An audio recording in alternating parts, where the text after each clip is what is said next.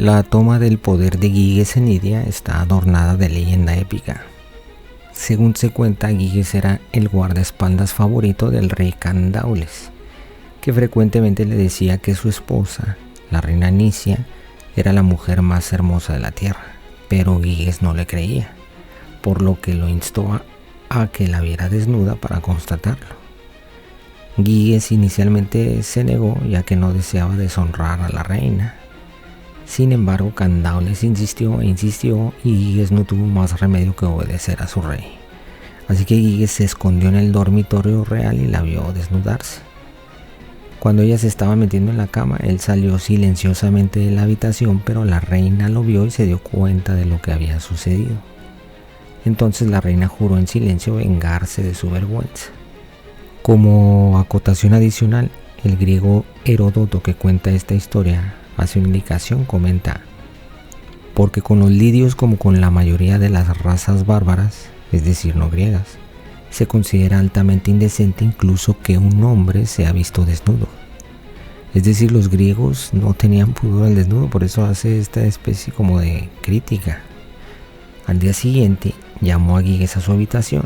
Giges pensó que era algo de rutina nada más, pero ella de inmediato lo confrontó y le dio dos opciones. Una era matar a Candaules, tomar el trono y a ella como esposa, casualmente, ¿no? Segunda opción, sería ejecutado inmediatamente por sus sirvientes de confianza. Giges le suplicó que se diera, que esto no podía ser, pero ella no quiso. Entonces, supuestamente Giges tuvo que elegir la opción 1. Giges se repitió la misma operación, se escondió nuevamente en el dormitorio y después de que Candaules se durmió, Giges se arrastró por el suelo en silencio hacia adelante, llegó a la cama y lo apuñaló hasta la muerte. El punto es que Giges se casó con la reina como supuestamente ella había insistido, pero muchos lidios no lo aceptaron al principio como su gobernante. Luego hubo variantes, como que Giges era un pastor que descubrió un anillo mágico de invisibilidad, si les suena esa historia, por medio del cual asesinó al rey y se ganó el afecto de la reina, ¿no? Pero históricamente rescatable parece que sí llegó mediante un golpe de estado, siendo uno de los guardaespaldas del rey anterior, Candaules. Y eso es lo importante, porque el mito sirve para esconder las verdaderas motivaciones de la usurpación de Giges, que ustedes ya se podrán imaginar cuáles son, ¿va? Pero está bien escondida históricamente, no se puede ver a simple vista, porque resulta que Candaules no tiene ni idea del poder que representa el Pactolo. Es Giges el que inicia la explotación, es un conocimiento secreto, y por eso es necesario explicar lo que realmente sucedió con la toma del poder. De esta manera comprender pues que no fue por andar de voyeurista. Es el oro del Pactolo el motor que lo impulsa, a pesar de que el anterior rey no obtenía de ahí su riqueza, no gozaba de sus beneficios, es decir, no tenía ni idea, ni él ni Giges. Entonces, no creo que la invención de la moneda haya sido realmente de los lidios como nos cuenta la historia actualmente, o al menos no totalmente, es una verdad a medias o con un matiz, como quieran decirlo. Es una hipótesis personal, pero les voy a explicar por qué. Tomen en cuenta que hay mucho misterio en este asunto. La escasez de información dificulta tener claridad. Lo más que llega a la historia actualmente es a indicar que la moneda se estableció en algún momento del reinado de Giges o de alguno de sus próximos descendientes antes del auge de su bisnieto Creso. La capital Sardes ya existía incluso antes del asentamiento de la etnia que formará la población lidia. Es decir, la comunidad lidia con lenguaje y cultura definida aparecen en el menos 800. Son poblaciones descendientes de los luvitas, los que eran vecinos de los hititas, mientras que Sardes está habitada desde el siglo XI a.C. aproximadamente como asentamiento luvita o hitita tardío. Entonces, cavilemos un poco, porque si el asentamiento ya tenía como 4 siglos antes de Giges, ¿cómo es que esa comunidad no aprovecharon el río Pactolo?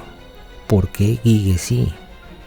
Digo, el oro y la plata ya eran valorados desde la antigua Sumeria de Egipto en símbolos religiosos y como prestigio funerario. Es que no es el oro per se, lo que da este nuevo poder, mi querida audiencia, sino el invento. La idea que la historia no ha podido establecer de dónde viene. Bueno, ahora ustedes lo van a saber. Digo, me puedo equivocar, pero quiero que conozcan lo siguiente. Antes de la acuñación era necesario tener un conocimiento previo. Extraer oro de la arena requiere saber lavar y decantar partículas metálicas. La extracción del oro aluvial, es decir, de río, se conoce desde la edad del bronce.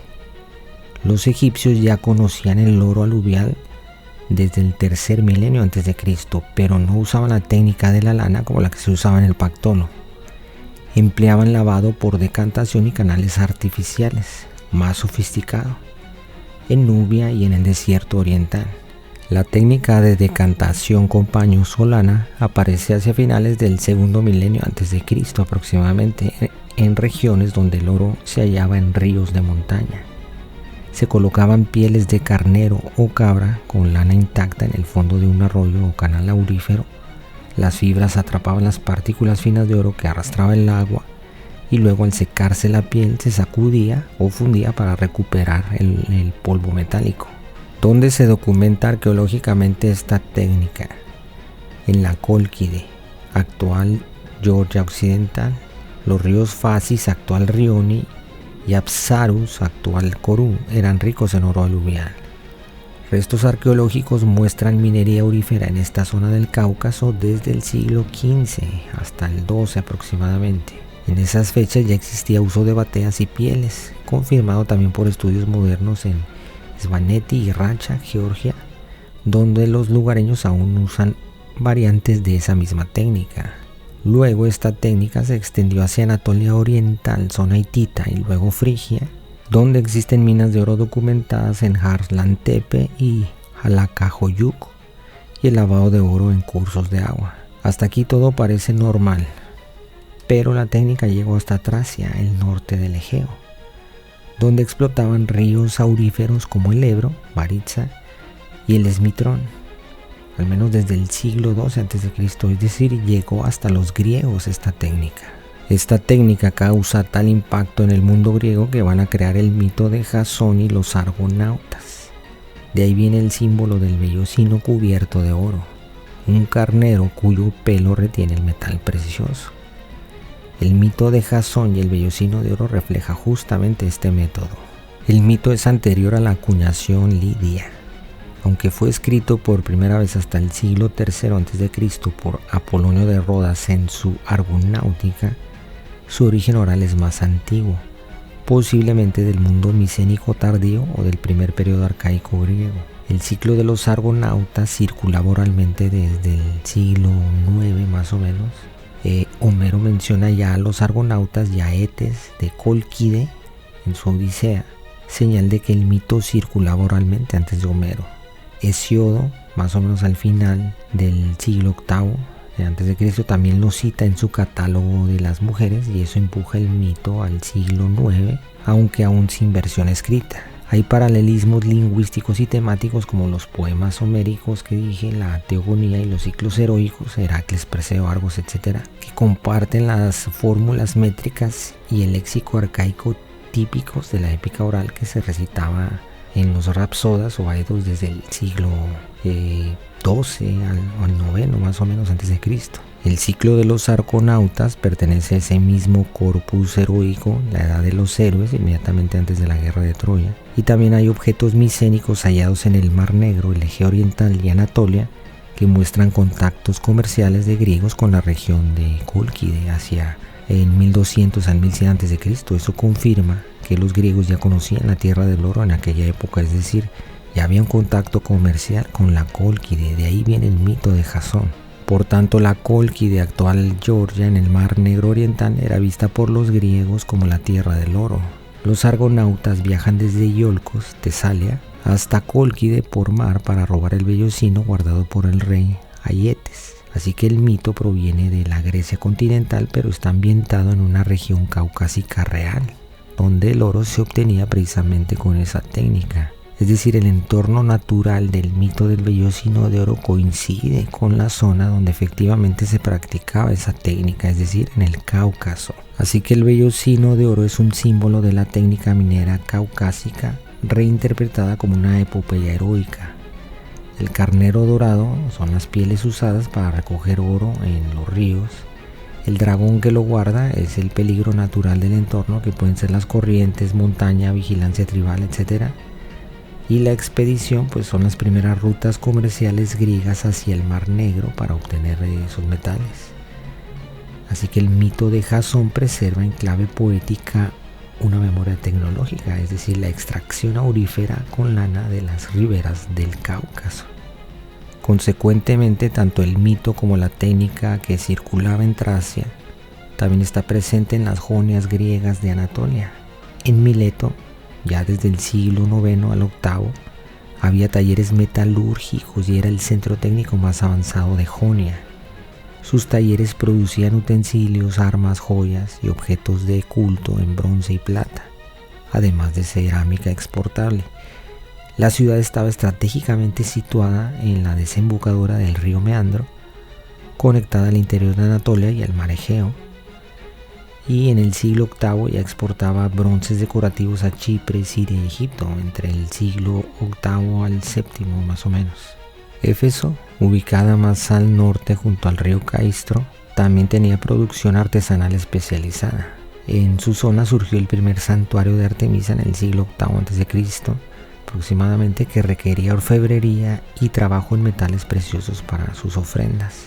Los talleres efesios producían placas, fíbulas, amuletos y vasos de metal de estilo orientalizante con influencias fenicias y sirias. Por tanto, antes de que Lidia se convirtiera en potencia, los jonios ya dominaban la metalurgia artesanal.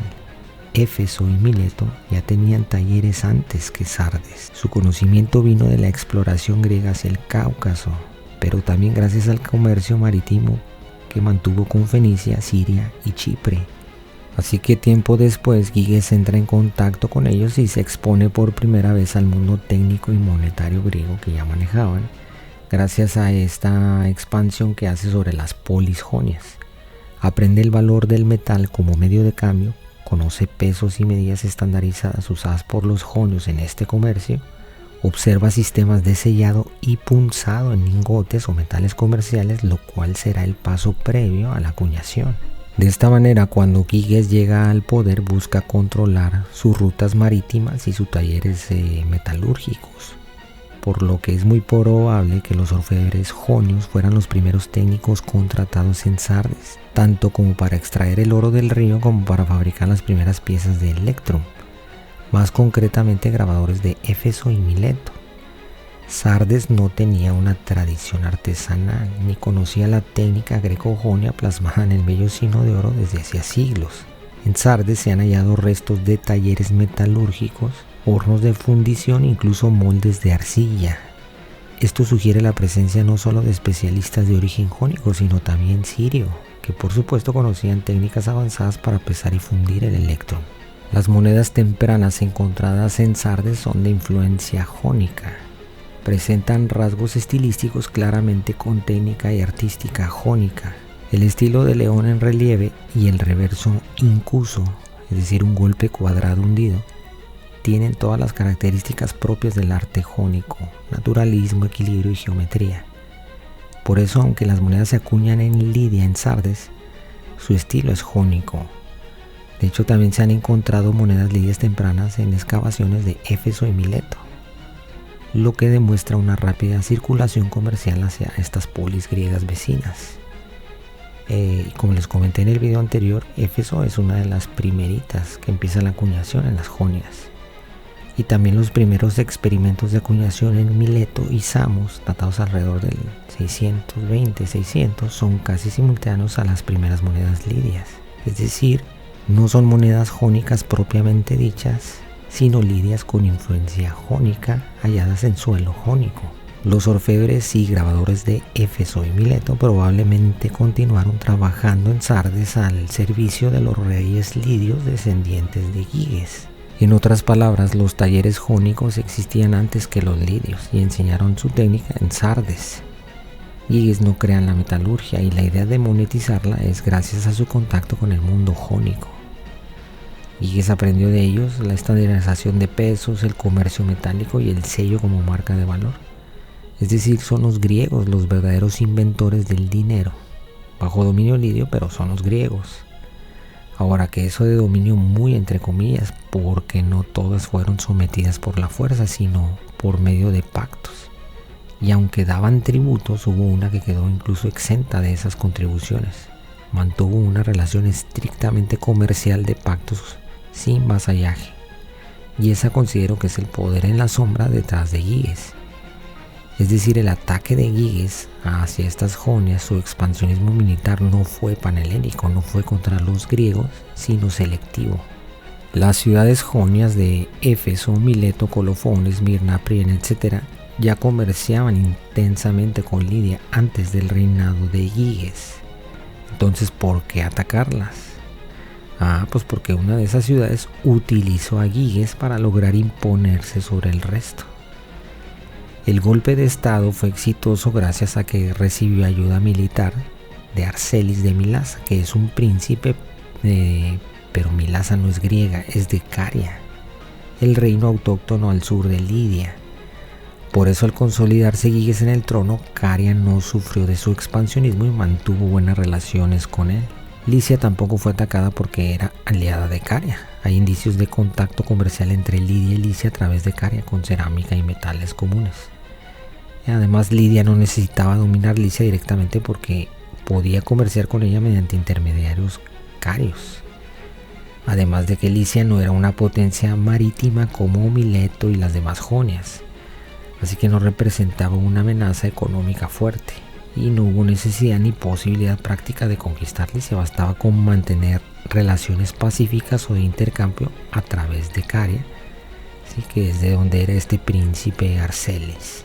La otra aliada de Caria es nada más y nada menos que Éfeso, otro de los puertos comerciales jonios más importantes y competidor directo de Mileto. Y como dije, la primera de las jonias en acuñar después de Lidia. Ambas regiones mantuvieron acuerdos comerciales. De hecho, Milasa en Caria estaba muy cerca del litoral jónico donde se hallaba Éfeso, y había vínculos religiosos a pesar de que Caria no es griega, como el culto a Zeus.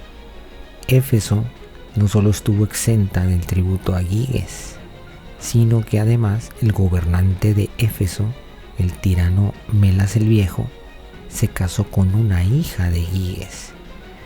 Y luego su linaje siguió emparentado con la dinastía de Giges, que es la dinastía Mermnadas, la de Giges. Por tanto, Arcelis de Caria y Melas de Éfeso pertenecían a una red de aristócratas aliados, cariojonios, a la que Giges integró para que le ayudaran a tomar el poder en Lidia. El término tirano no es la connotación que le damos actualmente, es el título del cargo. Es como un rey local. Es decir, los jonios tienen monarquías y una aristocracia que controla el comercio desde su fundación. Por ejemplo, en Mileto le llamaban Basileis. Igualmente venía de linaje aristocrático. Hacia el 700 a.C., el sistema de Mileto se fragmenta en una oligarquía de familias nobles que compiten por el poder, por lo cual la ciudad entra en periodos de inestabilidad. Hay alternancia entre oligarquías y tiranías, como por ejemplo el tirano Trasíbulos, que gobernará hacia el 620 al 610 a.C. Por tanto, Éfeso era una monarquía hereditaria en tiempos de Giges, gobernada por la casa de Androclo, de origen legendariamente ateniense. Según el mito, Androclo fue enviado con sus hermanos a conquistar Jonia por su padre, el rey Codro de Atenas, y este expulsó a los léleges y carios de la región de Éfeso donde estaban establecidos y conquistó también la isla de Samos. Siendo Androclo el líder de la expansión jónica, Éfeso se convirtió en la primera de la llamada Liga Jónica o Dodecápolis Jonia, porque supuestamente eran 12. Este número cabalístico incluso se repitió con las llamadas 12 ciudades eolias. Todo esto muy similar al mito de las 12 tribus de Israel o a la mitología de los 12 signos zodiacales de Babilonia, que luego fue reelaborada por los griegos, pero más adelante veremos cómo esto tiene una relación más estrecha. Una leyenda alterna atribuye la fundación de Éfeso a las amazonas, estas guerreras enemigas de los griegos. Se contaba que la amazona Esmirna se había apoderado de la ciudad y que por ella durante un tiempo se llamó Esmirna a la ciudad de Éfeso.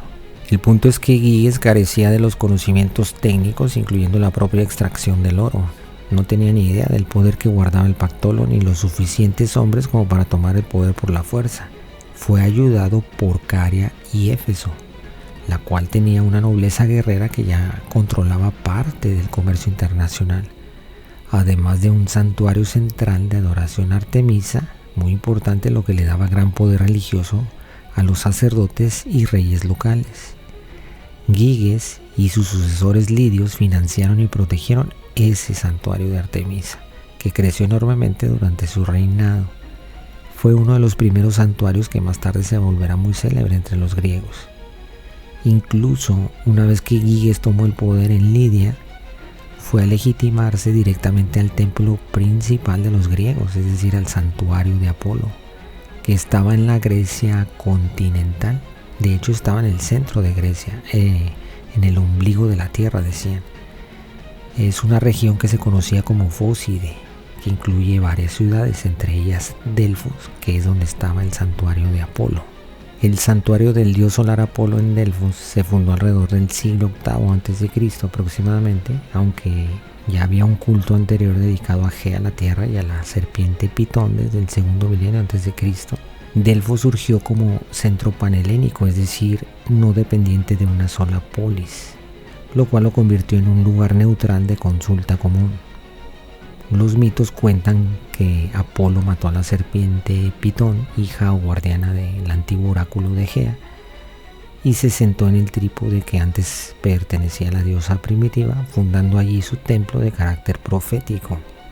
De hecho, la palabra Delfos procede del arcaico pito, ¿sí?, que es la serpiente, y el trípode es una especie de silla de bronce de 3 patas donde se sienta la sacerdotisa para el ritual, porque se supone que es el canal entre el inframundo, el mundo humano y el divino.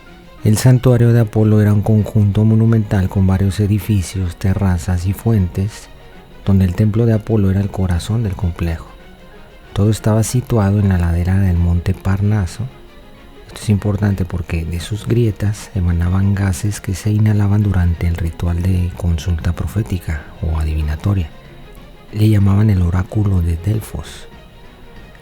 El oráculo era administrado por una anfictionía, que es una liga religiosa de varias ciudades griegas, principalmente Atenas, pero también de ciudades griegas procedentes de Tesalia, Beocia y Fócide, obviamente. Su sacerdotisa principal era la Pitia o Pitía, la que viene del pitón, ahora conocidas como pitonisas, que por lo regular era una mujer de edad madura elegida por pureza ritual. Había una cámara interior subterránea o semienterrada en el fondo del templo llamada la Aditón, que literalmente significa lo inaccesible, donde se llevaba a cabo ese ritual. Ahí colocaban el trípode de Pitia sobre una fractura geológica que pasaba por debajo del templo, de donde emanaba el neuma, el aliento divino de Apolo, porque se supone que ahí cayó la serpiente y cuando sus restos se pudrieron emanaba ese vapor dulzoso. La Pitia, sentada en el trípode, masticaba el laurel, el símbolo de Apolo, e inhalaba los vapores para entrar en trance. Uno o dos sacerdotes llamados los profetas y también quizá un asistente llamado Ocios interpretaban las palabras o frases desarticuladas y con voz bastante alterada de la Pitia para luego supuestamente traducirlas. Las escribían en versos poéticos, en prosa oracular, decían, o en hexámetros como en la Ilíada de Homero, y luego las entregaban al consultante. El neuma era en realidad gas etileno, el cual tiene un ligero sabor dulce. Produce una sensación de euforia ligera, relajación, cambios en la percepción del tiempo, desconexión parcial, alucinaciones auditivas y visuales. También náuseas, confusión, pérdida de conciencia o anestesia completa, además de daño neurológico e incluso la muerte. Es decir, En pequeñas dosis el etileno produce estado de trance, desinhibición, visión, sensación de flotación o inspiración divina, pero en dosis altas simplemente desmaya o mata. El oráculo de Delfos tenía gran prestigio político, donde reyes, tiranos y ciudades lo consultaban antes de guerras o fundaciones coloniales, y por lo que Delfos se convirtió en una autoridad moral y diplomática panhelénica. Incluso el templo perduró hasta la época romana durante el mandato del emperador Teodosio el Grande en el 390 después de Cristo. Así que el rey lidio Giges, ante la inconformidad de la región debido a la usurpación del trono, dijo que se sometería a la decisión del oráculo de Delfos. Es decir, para evitar una guerra civil, Giges se ofreció a que el oráculo de Delfos confirmara o rechazara su gobierno, y dijo que restauraría el trono a la dinastía que derrocó, es decir, a los Heráclidas, si el oráculo así lo decidía. El oráculo, por supuesto, confirmó a Giges, y él, por supuesto, envió enormes ofrendas, una gran cantidad de oro y plata, incluyendo copas, crateras y lingotes. Giges fue el primer monarca no griego que envió ofrendas de tanta riqueza al templo de Delfos. Así que el oráculo lo apoyó y legitimó a su dinastía. Sin embargo, supuestamente la Pitia le dijo que los Heráclidas se vengarían en la quinta generación de los Mernadae, que era su dinastía. Digo supuestamente porque esto es posterior, lo acomodaron cuando cayó el bisnieto Creso. Bueno, de esta manera Giges ganó legitimidad entre el mundo griego, un reconocimiento político-religioso panhelénico que utilizará para el expansionismo militar que ya tenía planeado contra algunas de las joyas griegas, principalmente la joya de la corona, Mileto, rival comercial de sus patrocinadores.